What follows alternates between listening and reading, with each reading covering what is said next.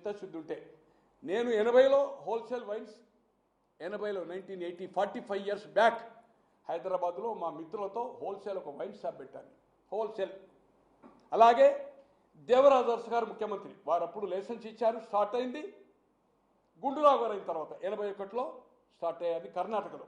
దేవరాజు గారు పార్లమెంట్లో ఓడిపోగానే ఇందిరాగాంధీతో డిఫర్ అయ్యారు, రాజీనామా చేశాడు.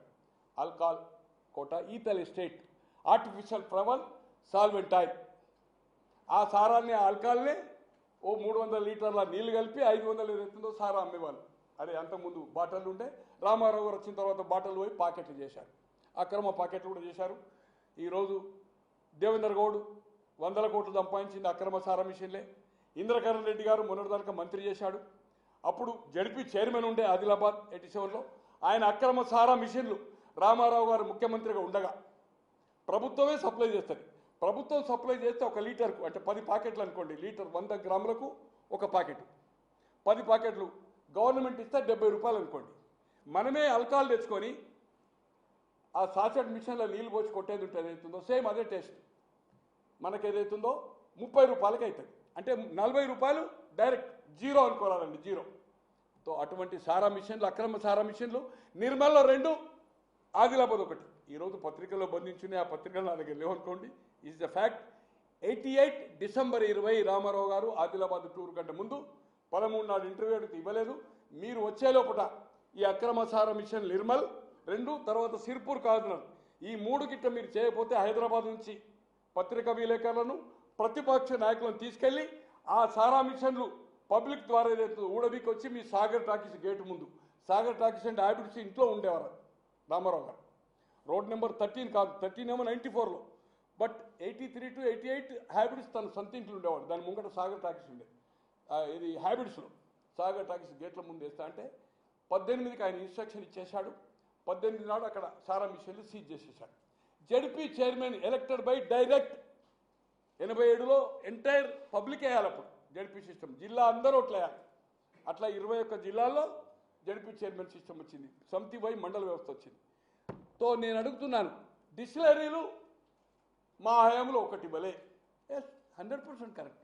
డిస్టిలరీ ఇవ్వడం తప్పు కాదు, కానీ డిస్టిలరీని క్యాప్చర్ చేసుకొని మీరు ఏ బ్రాండ్లు అయితే దేశమంతా ఉంటాయో అన్ని రాష్ట్రాల్లో స్వాతంత్రం వచ్చిన తర్వాత, మ్యాక్డోల్ అనుకోండి, ఓల్డ్ టవర్ అనుకోండి, మ్యాన్షన్ హౌస్ అనుకోండి, పీటర్ స్కాట్ అనుకోండి, తర్వాత ఏదైతుందో లోకల్ బ్రాండ్ అంటే ఇప్పుడు భూములు గిమూములు పెట్టింది కదా, మా దగ్గర కూడా లోకల్గా ఉంటాయి. ప్రెసిడెంట్, లంబాడి. మేము 80లో హోల్సేల్ చేసినప్పుడు మాకు 3 రూపాయలకు వస్తుండే క్వార్టర్, దాన్ని మేము 6 రూపాయలకు ఇచ్చేవాళ్ళు రిటైల్ షాపులు, వాళ్ళు అమ్మేది 11 రూపాయలకు అమ్మేవాళ్ళు. ఈరోజు ఇప్పుడు 99 ప్రభుత్వం అమ్ముతుంది, 105, మొన్నటి వరకు 235. సో అవి లోకల్ ఆల్కహాల్ గవర్నమెంట్ అలాట్ చేస్తుంది. దానికి ఏదైతుందో ఆ స్పిరిట్లో కొంత మెడిసిన్ టైప్ వేస్తారు, దానికి ఓ లేబుల్ పెట్టుకుంటారు, అదేదైతుందో చీప్ లిక్కర్ అంటారు దాన్ని, చీప్ లిక్కర్. 230 ఇప్పుడు అంతకుముందు గవర్నమెంట్ రాకముందు తెలుగుదేశం ప్రభుత్వంలో 90 ఉంది, ఇప్పుడు 95 105 అయింది, అంటే ఒక 130. తో ఇది భారతదేశ చరిత్రలో మేము ఒక మెమో తీసుకోవాలంటే రీటైల్ అంటే 69-70 ఖచ్చితంగా స్టేట్ బ్యాంకులో చాలాను కట్టాలి. ఈరోజు టీ కొట్టుకుపోతే 10 రూపాయలకు డిజిటల్ ఏది గూగుల్ పేనా ఫోన్పే అంటున్నాం, 10 రూపాయల ఒక సిగరెట్ తీసుకుంటే చేస్తున్నాం. ఎందుకు క్యాష్ చేసినావు? కారణం ఏంటి అంటే నీకు డిజిటల్ పేమెంట్లో ఇస్తే నష్టం ఏమొచ్చింది, క్యాష్ పేమెంట్ చేయడానికి కారణం ఏంటి, దాని మీద ఏమైనా డిస్కస్ జరిగిందా? అది ప్రజలకు వివరంగా జగన్మోహన్ రెడ్డి గారు చెప్తారా, అంబటి రాంబాబు చెప్తారా, సారా మామూలు బ్రాండీ షాపులు చేసిన బొత్స సత్యనారాయణ గారు, నాగేశ్వరరావు చెప్తారా? ఎక్కడ వేదిక పెట్టా? నేను వాళ్ళతో కలిసి పనిచేసిన వాడిని, పౌరుణ్ణి. ఇది అన్యాయం జరిగిందనేది నేను చెప్పడానికి ఈరోజు ఇక్కడికి వచ్చినాక పేపర్లు చూసిన, మా దగ్గర రావడం లేదు సార్. ఒరిజినల్గా ఏదైతుందో ఒక లిక్కర్ మ్యాక్డల్ విసుకుంది అనుకోండి, కేస్ అంటే 12 ఫుల్ బాటిల్ ఉంటే కేస్ అంటారు, 600 రూపాయలు. ఎక్కడ మెక్డోలోళ్ళు తెలంగాణలో ఇచ్చినా, కేరళలో ఇచ్చినా, కర్ణాటకలో ఇచ్చినా, తమిళనాడు ఇచ్చినా, మహారాష్ట్ర ఇచ్చినా, ఇక్కడంతా 1300. ఈ 700 డైరెక్ట్గా ప్రభుత్వం పర్చేజ్ చేస్తుంది, ప్రభుత్వం పే చేస్తుంది, హోల్సేల్ ప్రభుత్వం కనుక, రిటైల్ కూడా ప్రభుత్వమే. ఈ 700 మళ్ళీ డైరెక్ట్ క్యాష్ డ్రా చేసేది అవుతుందో ఇతనికి వస్తుంది కిక్ బ్యాక్. నిన్న ప్రముఖంగా ఏదైతుందో ఆంధ్రజ్యోతిలో అండ్ ఈనాడులో ఏదైతుందో ప్రముఖంగా వచ్చింది. అది కంపెనీస్ ఏ కంపెనీస్ ఈ విధంగా ఏదైతుందో అంటే దాదాపు ఒక కేసు మీద ఫుల్ బాటిల్స్ అయితే 12, హాఫ్ అయితే 24, క్వార్టర్ అయితే 48 కేసు అంటారు దాన్ని. కేసు ఒక బాక్స్లో వస్తాయి. ఫుల్ బాటిల్కి ఏదైతుందో 700 ఉంటే హాఫ్ బాటిల్కి ఏదైతుందో ఈ label charge and bottle charge ఉంటుంది కదా, 15-20 రూపాయలు ఎక్కువ ఉంటుంది. క్వార్టర్కి ఏదైతుందో ఇంకో 30 రూపాయలు ఉంటుంది. 700 ఉంటే 720, 750 అవుతుంది. ఈ విధంగా ఏదైతుందో కిక్ బ్యాక్స్ ఈరోజు కొన్ని పత్రికల్లో కథనాలు చూసినప్పుడు 3,200 కోట్ల రూపాయలే కిక్ బ్యాక్ అనేది స్టోరీ వస్తున్నది. లీకులు 1,00,000 కోట్ల 99,000 కోట్లు అంటే దాదాపు 1,00,000 కోట్లు క్యాష్ బిజినెస్ అయింది టోటల్ 4.5 yearsలో. ఎందుకు క్యాష్ బిజినెస్ అయింది? 94-95% క్యాష్ బిజినెస్ అయింది. ఎందుకు క్యాష్ అయింది? ఈరోజు ఎక్సైజ్ యాక్షన్లు ఎందుకంటే పూర్వం 20 ఏళ్ల కిందనే క్యాష్ తీసుకోవనే కావాలి కాదు, డీడీ చేయాలి, డీడీ తయారు చేయాలి. ఈరోజు పోలీస్ ఏదైనా ఛాలెంజ్ చేసింది అనుకోండి, 20 రూపాయలు 30 రూపాయలు క్యాష్. ఇంతకుముందు రిసిప్ట్ ఉంటుండే, ఇప్పుడు రిసిప్ట్ లేదు. రిసిప్ట్ పోయేది అవుతుందో ఇదే ఫోన్పేనా గూగుల్ పేనో చేయాలి. ఇటువంటి పరిస్థితుల్లో మీరు క్యాష్ను ట్రాన్సాక్షన్ ఎందుకు చేసిండ్రు? ఇది వివరణ ఇవ్వవలసిన ప్రజలకు అవసరం ఉంది. దానివల్ల మీకు డిజిటల్ పేమెంట్ వల్ల ప్రభుత్వానికి కానీ ప్రజలకు కానీ ఏమి అభ్యంతరము, ఏమైనా నష్టం వస్తుందా, క్యాష్ వల్ల ఏం వెసులుబాటు అవుతుంది, ఇది చెప్పవలసిన అవసరం ఉంది.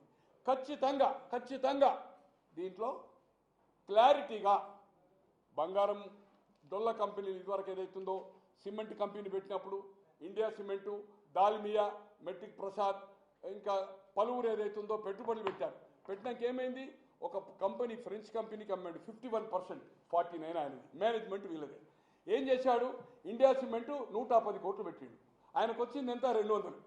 200 కోట్లు వైట్ ఏదైతుందో ఆయనకు వచ్చింది. బట్ ఆ 200 కోట్లు మళ్ళీ ఏదైతుందో క్యాష్గా రిటర్న్ తీసుకున్నాడు ఇండియా సిమెంట్ కానీ దాల్మియా కానీ. అదే సేమ్ పద్ధతిలో ఏ విధంగానైతే సిమెంట్ కంపెనీలో కానీ సాక్షిలో కానీ పెట్టుబడులు ఎలాగైతే వచ్చినాయో ఇదే సిస్టమ్ ఏదైతుందో ఈ లిక్కర్ పాలసీలో కూడా సేమ్ అడాప్ట్ చేయడం జరిగింది. నేను అడుగుతున్నాను, సజ్జల శ్రీధర్ రెడ్డి గారు ఎస్పీవై రెడ్డి గారి అల్లుడు బిడ్డనిచ్చిండు. అది మీరు టేక్ ఓవర్ చేసి మీరు ఏదైతుందో బ్రాండ్ చేసిండ్రా వాస్తవా కదా? ఈరోజు పాలసీ డిసిషన్ అనేది ప్రభుత్వం అయితే సబ్ కమిటీ, అధికారులు ఎక్సైజ్ అధికారులు. విజయసాయిరెడ్డి గారి ఇంట్లో హైదరాబాద్లో కూర్చుని డిస్కషన్ జరిగిందని ఆయన ఓపెన్గా చెప్పాడు. ఇక్కడ ఒకసారి జరిగింది, తర్వాత నేను దాని గురించి పట్టించుకోలే. ఇప్పుడు కొంతే చెప్పాను, రాబోయే రోజుల్లో మొత్తం బట్టలు ఎక్కడికక్కడికి ఇప్పుతా చెప్పాడు. కర్త కర్మ ఎవ్రీథింగ్ రాజ్ కసిరెడ్డి అని చెప్పాడు. ఈరోజు రన్ చేసింది రాజ్ కసిరెడ్డి. కరెక్ట్గా టెలిఫోన్లు దొరికాయి, కన్వర్జేషన్ దొరికింది. డొల్లా కంపెనీలకు ఏదైతుందో బంగారం ఏదైతుందో డిస్టిలరీ కంపెనీ వాళ్ళు బంగారం కొని బంగారం ఎట్లా చేసిండ్రు ఇవన్నీ బయటకు వచ్చాయి. ఖచ్చితంగా దీంట్లో ఏదైతుందో దొరికిపోయాడు. కాకున్నా మీ పార్టీ పక్షాన మీరు ఈరోజు డిస్టిలరీలు ఇవ్వలే, డిస్టిలరీ ఇచ్చే అవసరం లేదు. డిస్టిలరీ కంట్రోల్ మీరు పెట్టుకున్నారు. ఈరోజు McDowell whisky entire south, Kerala, Karnataka, Andhra, Telangana and Tamil Nadu, Magunta Subbarama Reddy గారి నుంచి మొదలుకొని ఇప్పుడు వాళ్ళ కుటుంబమే నడుతున్నది.